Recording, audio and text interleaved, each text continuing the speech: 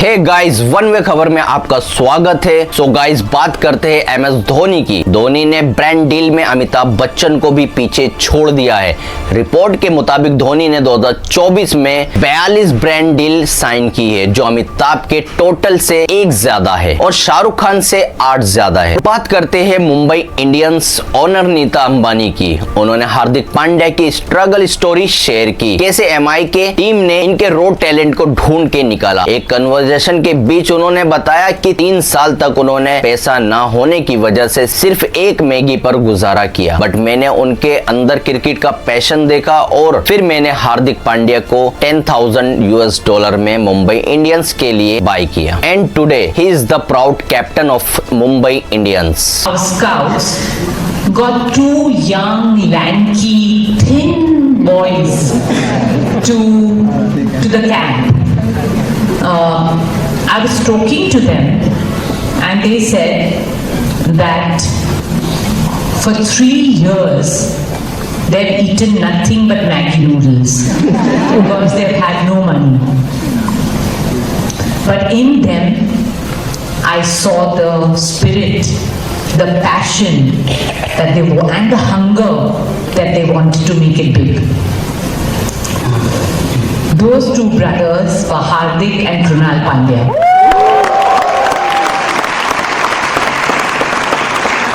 In 2015, I bought Hardik Pandya at $10,000 in the auction, and today he is the proud captain of Mumbai Indians.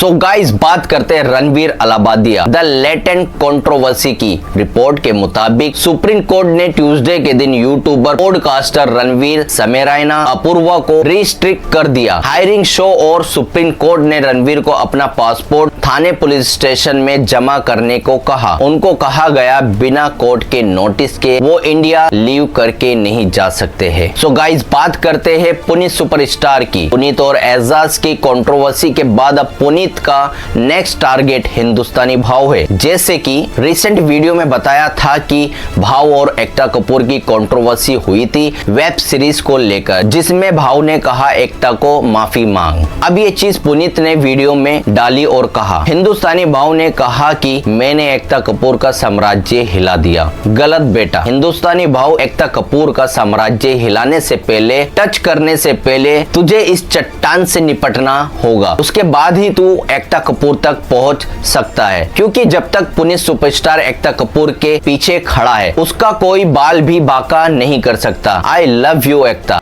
भाई, हिंदुस्तानी भाऊ कहता है कि मैंने एकता कपूर का साम्राज्य हिला दिया।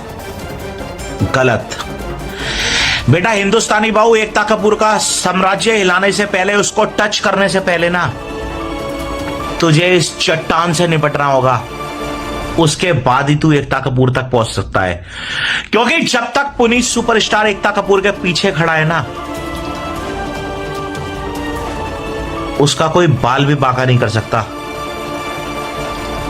I love you Ekta, I love you. और उनका एक इंटरव्यू आया जिसमें रिपोर्टर ने उनसे बिग बॉस के बारे में पूछा और कहा, जब आप बिग बॉस में गए थे 24 घंटे में ही निकाल दिया गया था, तो आप बिग बॉस को कुछ बोलना चाहोगे? पुनीत ने कहा, बिग बॉस ने मुझे 24 घंटे में बाहर कर दिया था, लेकिन आप ये बताओ, जो लोग 3-3 महीने बिग बॉस में रहते हैं वो क्या उखाड़ लेते हैं? 24 घंटे में सिस्टम हैंग कर दिया था मैंने। रिपोर्टर ने कहा, उसी सीजन में एल्विस यादव गया था और शो हिट हो गया था। पुनीत ने जवाब दिया, एल्विस की वजह से नहीं हिट हुआ, लोग मेरा इंतजार कर रहे थे, हाइप मैंने बढ़ाई थी शो की, लोग तो मेरी वजह से देख रहे थे। फिर पुनीत ने एल्विस पर टोंट मारते हुए कहा, एल्विस का टैलेंट क्या है? बोलना आता नहीं, उसको डांस आता नहीं, कॉमेडी आती नहीं, रबड़ वाली चप्पल पहन के घूमता है, बदबूदार लोफर्स। वो शो मैंने ही हिट करवाया है। बिग बॉस में गए थे तो आपको पहले दिन 24 घंटे में ही घर से बाहर कर दिया था, ठीक है। तो आप बिग बॉस को कुछ बोलोगे? बिग बॉस में 24 घंटे में मुझे बाहर कर दिया था, लेकिन आप ये बताओ कि जो लोग 3-3 महीने बिग बॉस में रहते हैं वो क्या उखाड़ देते हैं, कौन जानता है उसे। आज मैंने 24 घंटे में सिस्टम हैंग कर दिया था बिग बॉस का। हाँ। अंदर रहने से कोई फायदा नहीं है। लेकिन नाम इसी बना- सीजन में एलविश यादव गए थे तो वो सीजन हिट भी हो गया था। सुनो, एलविश यादव हिट नहीं हुआ था। एलविश यादव में तो कोई सीजन- सुनो, उस सीजन में एलविश यादव जो गया था ना, उसमें घंटा एलविश ने कुछ नहीं करा था। लोग मेरा इंतजार कर रहे थे, लाखों करोड़ों लोग, कि पुनीत कब आएगा, पुनीत कब आएगा। वो इसलिए हिट हुआ था। अगर पहले दिन उसको घुसने देते तो भाई भी हाइप तो मैंने बनाई थी शो की, लोग देख तो मेरी वजह से रहे थे। और उसको कौन, क्या टैलेंट क्या है, बोलना आता नहीं है उसको, डांस आता नहीं है, कॉमेडी कुछ आती नहीं है, सिर्फ रबड़ वाली चप्पल पहन के घूमता रहता है और लोअर पहन के गंदा बदबूदार। क्या टैलेंट क्या है, टैलेंट होना चाहिए। गाइस अब बात करते हैं फराह खान की। क्या फराह खान ने उदित नारायण को ट्रोल किया? सो गाइस फराह खान ने यूट्यूब पर सानिया मिर्जा के साथ एक व्लॉग शेयर किया। सानिया खान वर्सेस फराह खान, किसने बनाया बेस्ट चिकन 65। वहां सानिया का बेटा फुटबॉल से खेल रहा था, तब फराह ने उसका बॉल ले लिया और कहा, बॉल चाहिए तो give a kiss first, you have to give me a kissy, come on do a Udit ji on me. और फिर सब हंसने लगे। Aim is what? First you have to give me a kissy, you know that. Or give a hug. Come on, do a Udit ji on me, come on. Come on. अब चलिए बात करते हैं राहुल गांधी की। आपको पता ही होगा न्यू इलेक्शन कमिश्नर अपॉइंट हो गया है।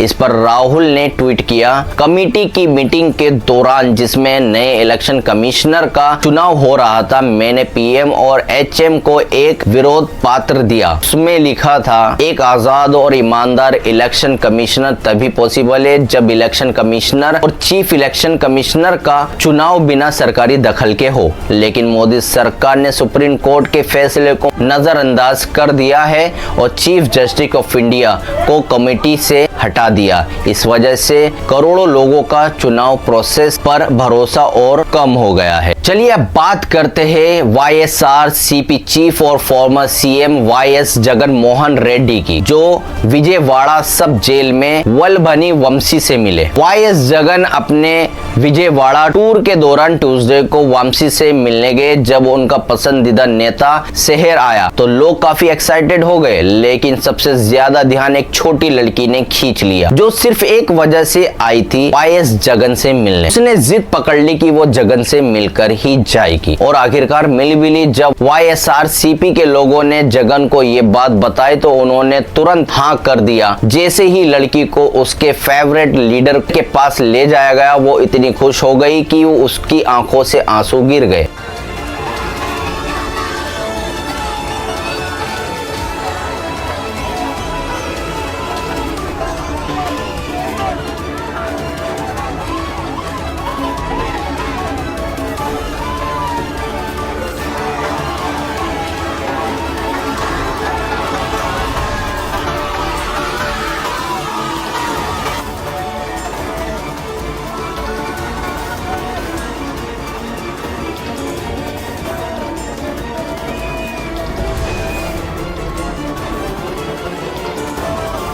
गाइस ये थी आज की वनवे खबर की धमाकेदार अपडेट। आपको कौन सी न्यूज सबसे ज्यादा इंटरेस्टिंग लगी कमेंट में जरूर बताना। मिलते हैं नेक्स्ट वीडियो में, जब तक के लिए गुड बाय।